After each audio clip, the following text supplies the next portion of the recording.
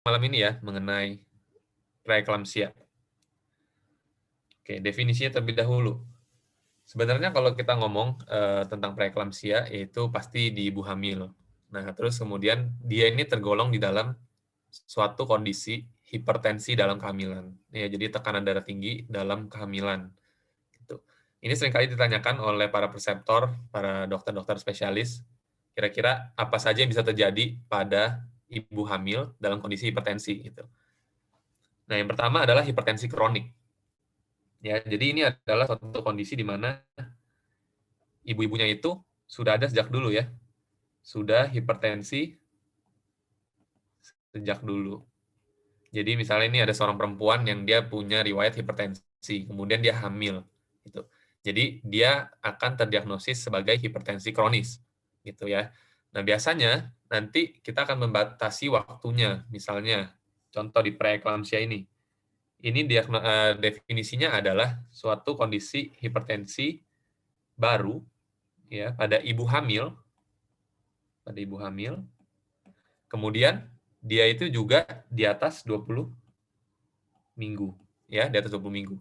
Sehingga kalau misalnya kita ketemu ibu hamil, terus kemudian dia hamilnya misalnya 10 minggu, 12 minggu, lalu dia ada hipertensi pada pemeriksaan fisik.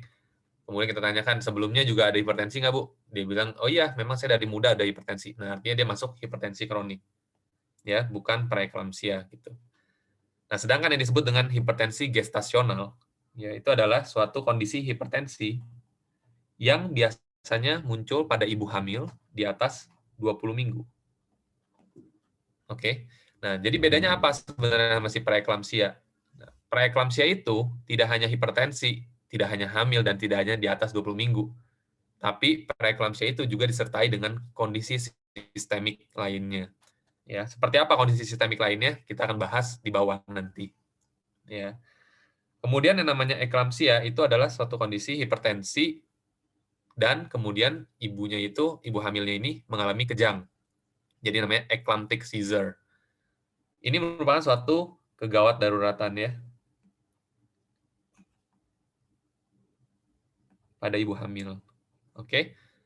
Biasanya eklamsia ini merupakan lanjutan dari preeklamsia. Jadi pasien preeklamsia kemudian dia mengalami kejang yang kita sebut dengan eklamsia. Yang terakhir adalah preeklamsia atas dasar hipertensi kronis. Kalau misalnya teman-teman baca buku bahasa Inggris, itu nanti akan dibilangnya superimpose, ya, preeklamsi superimpose on chronic hypertension. Artinya apa?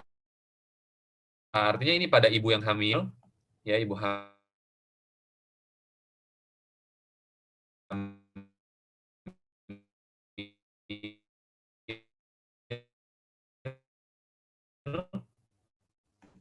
kemudian dia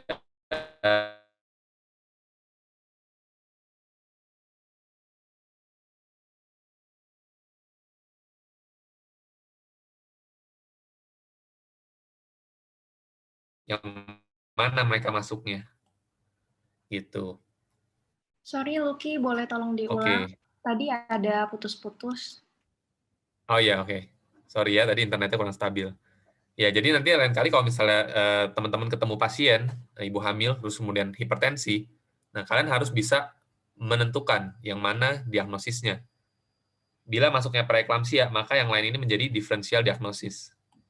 Gitu. Jadi kita tidak boleh sampai salah lagi nanti untuk menentukan diagnosis hipertensi dalam kehamilan ya. Oke. Nah, kita sekarang khusus bahas ke preeklamsianya saja. Ya. Jadi ini suatu kondisi hipertensi yang spesifik pada suatu kehamilan. Jadi pasiennya pasti harus hamil, terus dia mengalami hipertensi. Sebenarnya kenapa bisa terjadi hipertensi dalam kehamilan ini? Itu dikatakan adanya disfungsi dari plasenta. Jadi pembentukan pembuluh darah di plasenta itu mengalami kelainan. Kira-kira mudahnya seperti itu. Lalu salahnya juga adalah respon dari ibunya itu sendiri. Jadi respon tubuh si ibunya itu tidak hanya tekanan darah tinggi, tapi juga ada kelainan sistemik. Ya, ada inflamasi sistemik akibat aktivasi dari endotel dan faktor-faktor koagulasi. Nah, ini patofisiologi dasarnya, yang simple, yang mudah.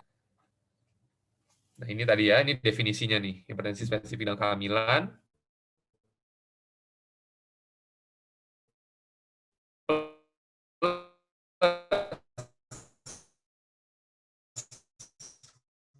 Gangguan sistem organ lain. Nah, ini merupakan suatu definisi yang baru untuk preeklamsia. Karena yang dulu, preeklamsia itu dianggap sebagai hipertensi ditambah protein urea. Jadi dia tekanan darah tinggi, kemudian di pipisnya ada protein. Itu yang dulu. Sedangkan beberapa pasien pada saat ini seringkali mengalami hipertensi, kemudian tidak ada proteinuria. Jadi proteinuri sekarang itu bukan suatu keputusan mutlak untuk menjadikan dasar diagnosis dari preeklamsia. Ya, biasanya hipertensi disertai dengan gangguan sistem lain. Nah, tanpa proteinuria itu juga sudah bisa dibilang preeklamsia. Ya, jadi kalau dulu itu harus ada proteinuri, kalau sekarang belum tentu ada proteinuri.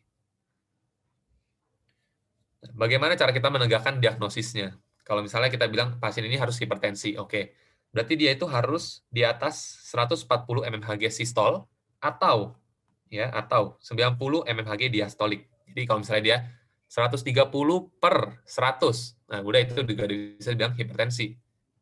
Ya, karena ada kata-kata atau di sini. Kemudian pemeriksaannya biasanya dibilang harus 2 kali dalam jarak 15 menit. Jadi ibu datang, suruh istirahat dulu. Cek pertama, oh tinggi. Oke, Ibu istirahat dulu 15 menit. Cek lagi di lengan yang sama, dengan alat yang sama, yaitu tensimeter air raksa biasanya ya. Nah, tetap darah tinggi, maka kita tentukan bahwa pasien ini hipertensi. Gitu.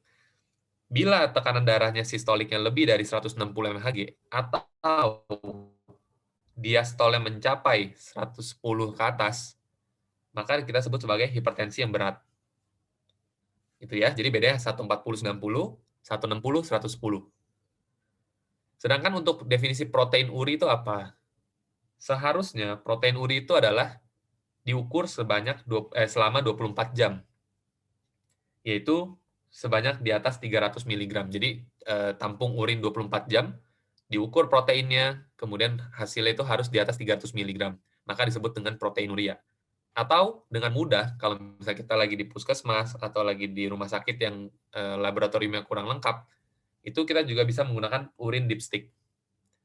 Bila hasil urin dipsticknya itu lebih dari positif 1, artinya positif 2 ke atas ya, itu artinya dia udah bisa proteinuri, disebut proteinuria. Tapi kalau misalnya dia hanya plus 1, itu berarti belum bisa dibilang proteinuria. Gitu.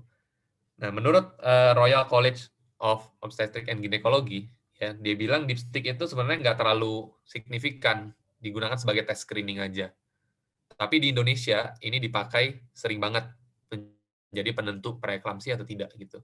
Ya, itu karena keterbatasan alat dan bahan aja sih sebenarnya. Oke.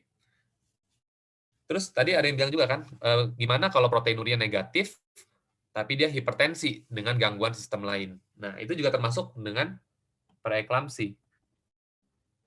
Ya. Apa aja gangguan sistem lain yang bisa terjadi? Yang pertama, trombositopenia, yaitu di bawah kurang dari 100.000 per mikroliter.